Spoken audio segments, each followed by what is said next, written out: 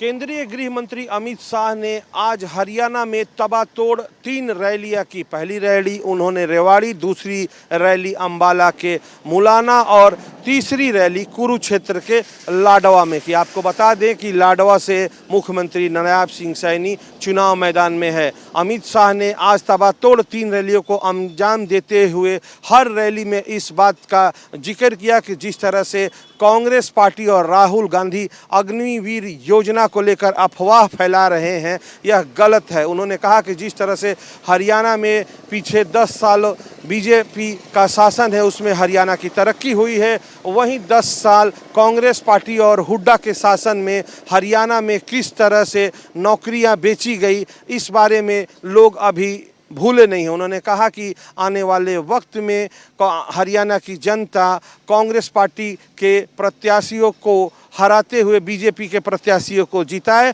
कांग्रेस हमेशा सेना का अपमान करती है।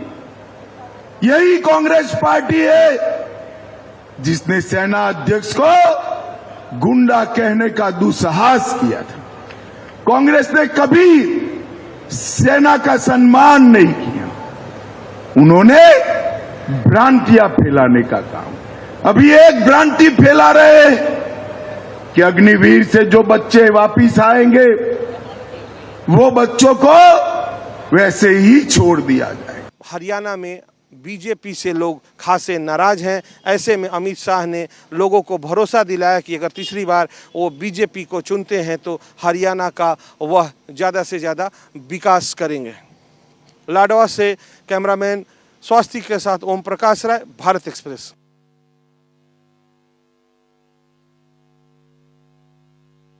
हरियाणा विधानसभा चुनावों को लेकर कांग्रेस पार्टी समेत सभी राजनीतिक दलों ने अपनी पूरी ताकत झोंक दी है।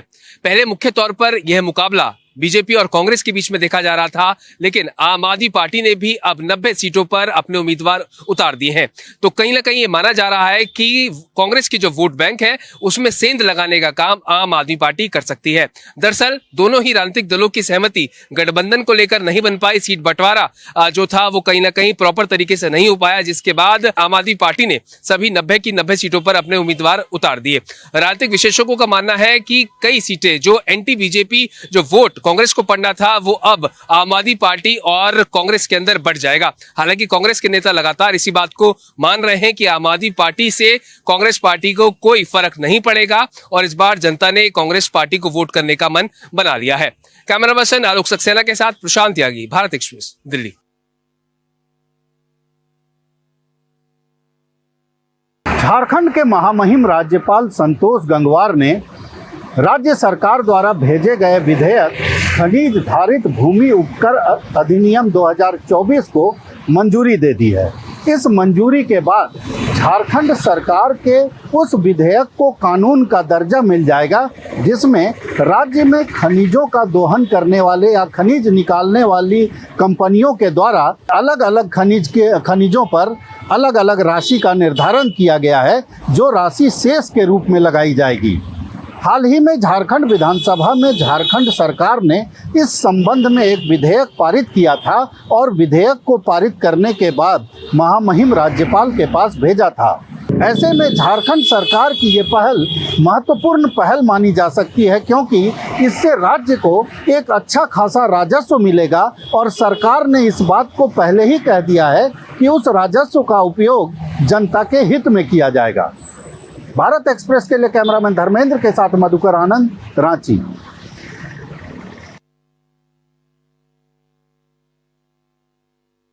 मध्य प्रदेश में उद्योगों को बढ़ावा देने और निवेश को लेकर मुख्यमंत्री मोहन यादव लगातार संभाग स्तर पर रीजनल इंडस्ट्रीज कॉन्क्लेव का आयोजन कर रहे हैं और इसी कड़ी में आज सागर संभाग को लेकर सागर में रीजनल इंडस्ट्रीज कॉन्क्लेव का आयोजन किया जा रहा है, जिसमें कि तमाम सारे उद्योगपतियों से सागर में निवेश को लेकर चर्चा होनी है और इसमें स्थानीय उद्योगपतियों के साथ साथ बाहर के उद्योगपतियों से भी निवेश को लेकर चर्चा होगी। अगर अभी तक बात करें रीजनल इंडस्ट्रीज कॉन्क्लेव को, तो अब तक जो सरकार का दावा है, लगभग 2 लाख करोड़ के निवेश के प्रस्ताव मध्य प्रदेश सरकार को मिल चुके हैं। मुख्यमंत्री मोहन यादव की मंशा है कि जो मध्य प्रदेश के युवा हैं उनको अपने ही प्रदेश में ज़्यादा से ज़्यादा रोजगार मिले।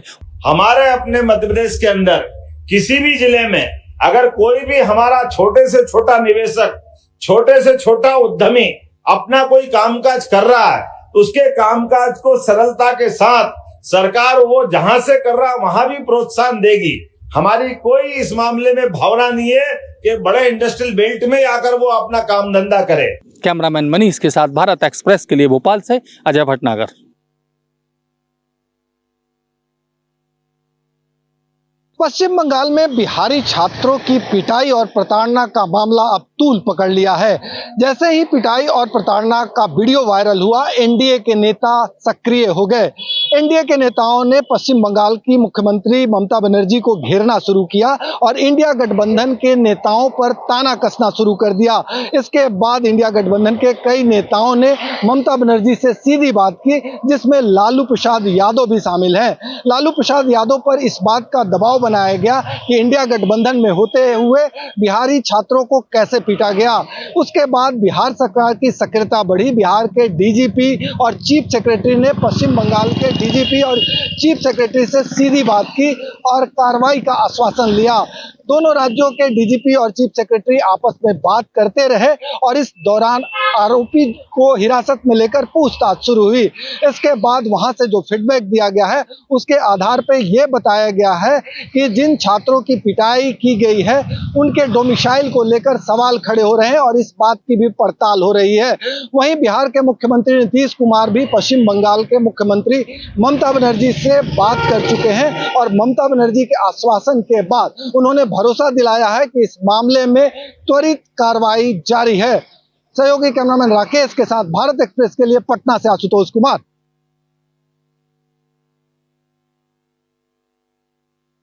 देहरादून के रेलवे स्टेशन पर देर रात 2 पक्षों में हुई मारपीट के मामले में हिंदू संगठन के एक नेता को गिरफ्तारी के बाद ये जो माहौल है देहरादून का फिलहाल इस तरह दिखाई दे रहा है। हिंदू संगठन फिलहाल गुस्से में है। उनका कहना है कि जो कार्रवाई पुलिस की हुई है वो इसमें एक पक्ष हुई है।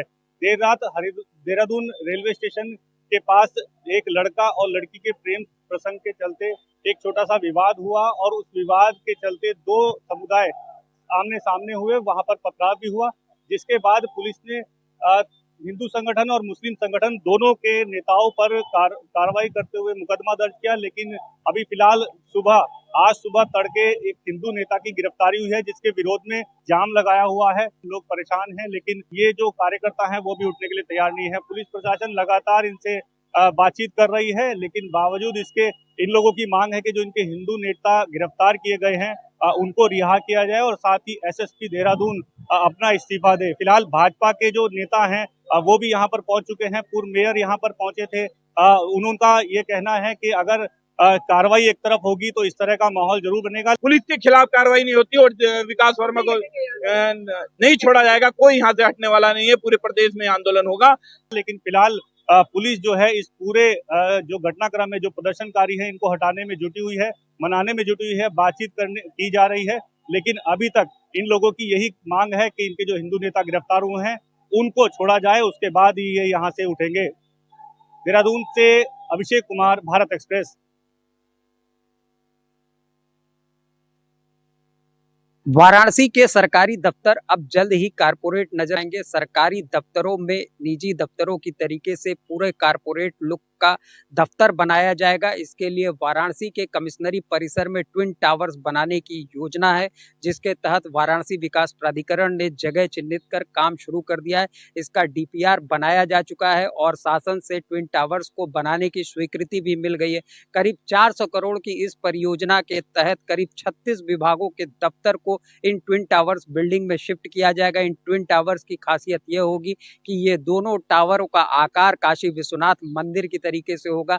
उसके साथ ही दोनों टावर्स को ऊपर में जोड़ा जाएगा। इसके लिए वाराणसी विकास प्राधिकरण ने कमिश्नरी परिसर में टावर बनाने की प्रक्रिया को शुरू कर दिया है। इसके लिए स्थान चिन्हित कर लिया गया है और वहां जो बड़े पेड़ थे उनको ट्रांसप्लांट कर दूसरी जगह शिफ्ट भी किया जा चुका है।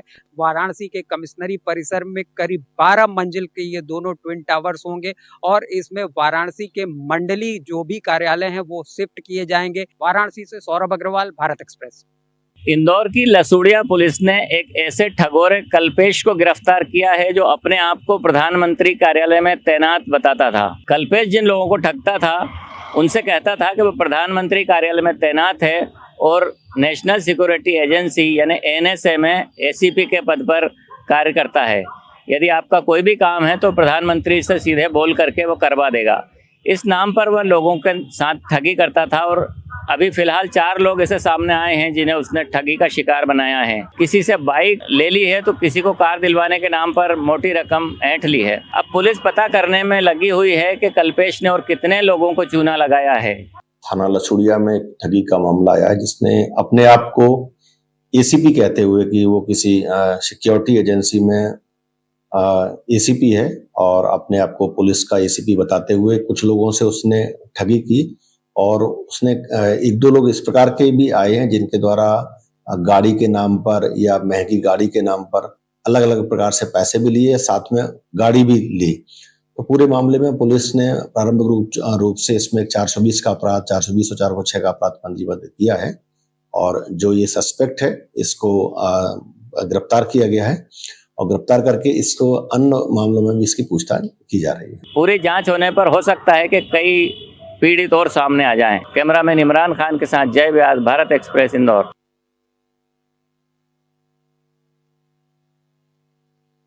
दिल्ली के पूर्व मुख्यमंत्री अरविंद केजरीवाल और वर्तमान मुख्यमंत्री आतिशी के खिलाफ दायर आपराधिक मानहानि के मामले में सुप्रीम कोर्ट 30 सितंबर को सुनवाई करेगा। मामले की सुनवाई के दौरान याचिकाकर्ता राजीव बब्बर ने सुप्रीम कोर्ट को बताया कि उनके तरफ से कैविएट दायर की गई है, जिस कैविएट को लेकर रजिस्ट्री में कुछ तकनीकी खामियां रह गई है, लिहाजा इस मामले की सुनवाई कुछ दिन के लिए टाल दिया जाए, जिसके बाद सुप्रीम कोर्ट ने मामले की सुनवाई सोमवार तक के लिए टाल दिया है। अब सुप्रीम कोर्ट सोमवार को इस मामले में सुनवाई करेगा। बीजेपी नेता राजीव बब्बर ने आरोप लगाया था कि अरविंद केजरीवाल, आतिशी सहित अन्य ने जो आरोप लगाए थे कि अग्रवाल समाज के वोट को काट दिया गया है, यह गलत है, यह आपराधिक मानहानि का इसमें मामला बनता है, जिसको लेकर दिल्ली हाई कोर्ट में याचिका दायर की गई थी और निचली अदालत द्वारा जारी सम्मन को दी गई थी, जिसे दिल्ली हाई कोर्ट ने खारिज कर दिया था। उसके बाद अरविंद केजरीवाल और आतिशी सहित अन्य ने सुप्रीम कोर्ट में याचिका दायर की है। अब देखना होगा इनकी याचिका पर सुनवाई के बाद कोर्ट का क्या आदेश आता है। भारत एक्सप्रेस के लिए कैमरा पर्सन रमेश राय के साथ गोपाल कृष्ण। हरियाणा विधानसभा चुनाव के बीच कांग्रेस पार्टी के हरियाणा प्रदेश के अध्यक्ष उदय भान ने आज 13 कांग्रेस सदस्यों को पार्टी विरोधी गतिविधियों में शामिल होने को लेकर 6 वर्ष के लिए पार्टी से निष्कासित कर दिया। उन्होंने एक पत्र जारी कर 13 सदस्यों को पार्टी विरोधी गतिविधियों में शामिल होने को लेकर पार्टी से 6 वर्ष के लिए निष्कासित कर दिया। आपको बता दें कि हरियाणा विधानसभा चुनाव में कांग्रेस पार्टी के कई लोग जो टिकट नहीं मिलने के कारण नाराज हैं, वह निर्दलीय चुनाव लड़ रहे हैं और पार्टी के कई सदस्य उन लोगों का समर्थन कर रहे हैं। ऐसे में उन्हें चेतावनी दी गई थी कि वो अपना निर्णय बदले और पार्टी विरोधी गतिविधियों में शामिल न हो, लेकिन इसके बावजूद भी उन्होंने इस पर बात को दरकिनार किया, जिसको लेकर कांग्रेस पार्टी के हरियाणा के प्रदेश अध्यक्ष उदय भान ने कड़ी कार्रवाई करते हुए इन 13 सदस्यों को पार्टी विरोधी गतिविधि में शामिल होने के लिए 6 साल के लिए निष्कासित किया है। आपको बता दें कि हरियाणा विधानसभा चुनाव में 5 अक्टूबर को मतदान हो गए और अब मात्र 6 दिन चुनाव में बचे हैं। ऐसे में उदय भान ने कांग्रेस में रहकर गलत गतिविधियों में शामिल होने वाले लोगों को कड़ा संदेश देने के लिए 13 लोगों को पार्टी से निष्कासित किया है। अंबाला से कैमरामैन स्वास्थ्य के साथ ओम प्रकाश राय, भारत एक्सप्रेस। एक तरफ जहां आपराधिक घटनाओं का जो आंकड़ा है तेजस्वी यादव के तरफ से लगातार पोस्ट किया जा रहा है, एक्स पे बताया जा रहा है कि बिहार में किस तरह से सरकार फेल्योर है, आपराधिक घटनाएं बढ़ती जा रही हैं।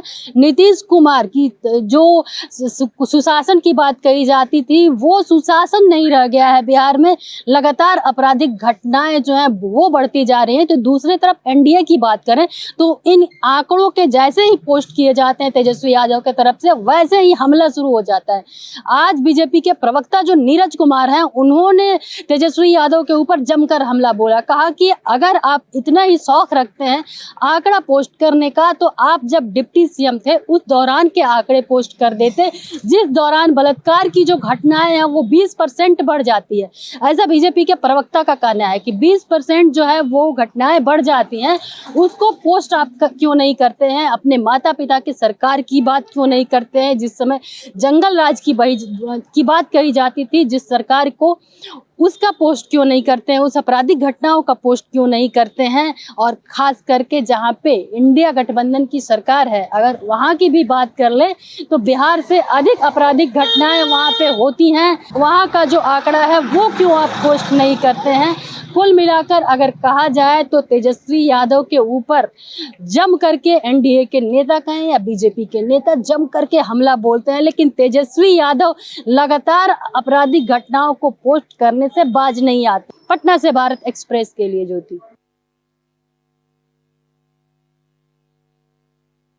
सितंबर के महीने में गुजरात में बारिश का सितम नजर आ रहा है। पिछले 24 घंटे से राज्य के अधिकांश हिस्सों में बारिश हो रही है और इसके कारण राज्य में कई नदियां उफान पर आ गई हैं। बीती रात भावनगर में एक नदी में बहाव में बस फंस गई जिसमें करीब 27 मुसाफिर सवार थे और इन्हें बचाने के लिए 8 स्थानीय लोगों ने रेस्क्यू ऑपरेशन किया, लेकिन यह भी पानी के बहाव में फंस गए। इसकी सूचना एनडीआरएफ को दी गई। एनडीआरएफ की टीम गांधीनगर से भावनगर पहुंची और पूरी रात रेस्क्यू ऑपरेशन चलाया गया। करीब 9 घंटे रेस्क्यू ऑपरेशन करके तमाम लोगों को सुरक्षित निकाला गया।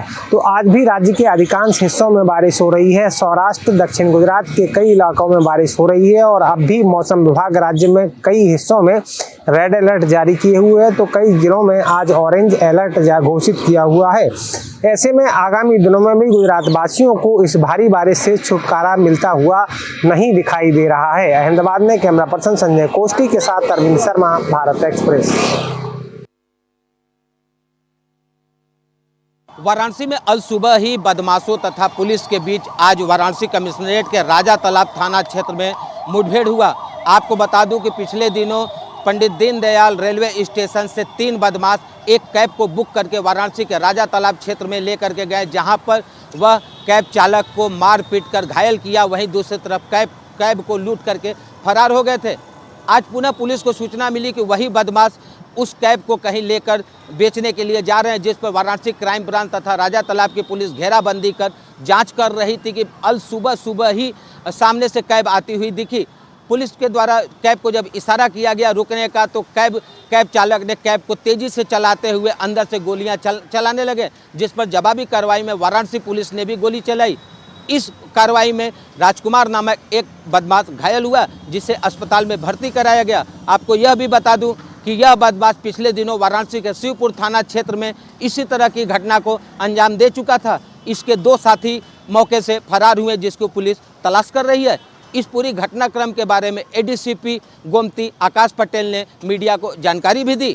कैमरा पर्सन अभिनव वर्मा के संग विमलेंद्र राय, भारत एक्सप्रेस, वाराणसी।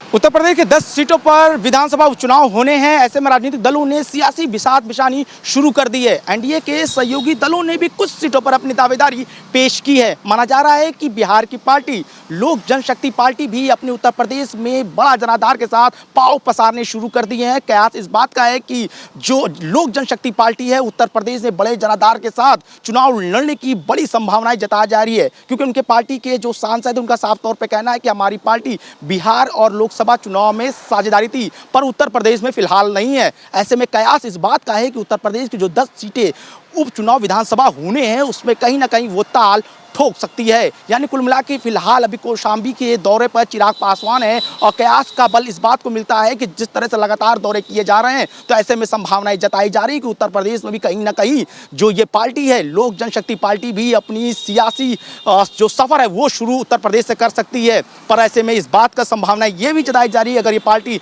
मैदान में उतरती है तो किसको नफा नुकसान होगा। फिलहाल क्या ये एनडीए के साथ जाएगी या फिर अलग से कोई राजनीतिक समीकरण के साथ मैदान में ताल ठोकेगी। अनुज कुमार, भारत एक्सप्रेस, लखनऊ।